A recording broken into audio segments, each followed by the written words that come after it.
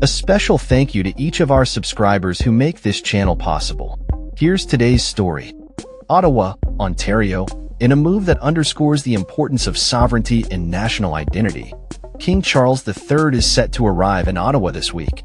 His visit comes at a time of heightened tensions regarding the relationship between Canada and the United States, particularly following U.S. President Donald Trump's controversial remarks suggesting that Canada could be annexed by the U.S. Prime Minister Mark Carney has invited the King to deliver the speech from the throne, a significant event that outlines the government's agenda for the new parliament.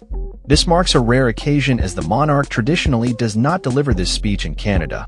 The last time it occurred was in 1977 when Queen Elizabeth II performed the duty. Carney emphasized the importance of this visit, stating, "His Majesty King Charles III will read the speech from the throne and thus present the plan of our government, our priorities, as Canada is facing a pivotal moment in its history, the biggest transformation of the global trading system since the fall of the Berlin Wall." The Prime Minister's invitation to the King is seen as a strategic move to reaffirm Canada's independence and differentiate its identity from that of its southern neighbor. Despite a general indifference towards the monarchy among Canadians, Carney has been eager to highlight the distinctiveness of Canadian governance and heritage. Former Quebec Premier Jean Charest echoed this sentiment, stating, "We are different," and the King illustrates that. The historical context of Canada as a former British colony, which only gained full sovereignty in 1867, adds weight to the significance of the King's role as a nonpartisan head of state. Royal historian Carolyn Harris noted that Trump's admiration for the royal family might prompt him to pay attention to the King's visit.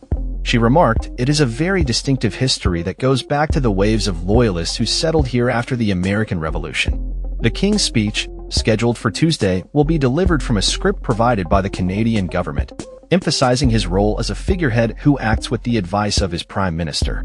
Justin Vaughn, another royal historian, pointed out the delicate balance the King must maintain, stating, "Charles can only act with the consent and with the advice of his Prime Minister. But at the same time, he cannot act in a way that would throw any of the other 14 Commonwealth realms under the bus." This visit is not without its critics. Some Canadians expressed dissatisfaction with the UK Prime Minister Keir Starmer's invitation to Trump on behalf of the King, particularly given the timing of Trump's remarks about Canadian sovereignty. Carney himself noted that many Canadians were not impressed by that gesture, highlighting the sensitivity surrounding the issue of sovereignty.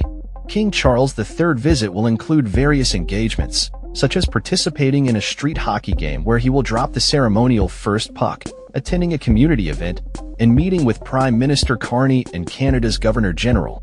Following the speech, the King will return to the UK after a visit to Canada's National War Memorial.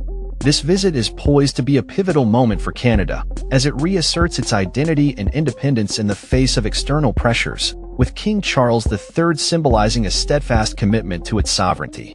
That's all for this story. We upload videos every day covering many different subjects, so hit that subscribe button to stay informed. Thanks for watching.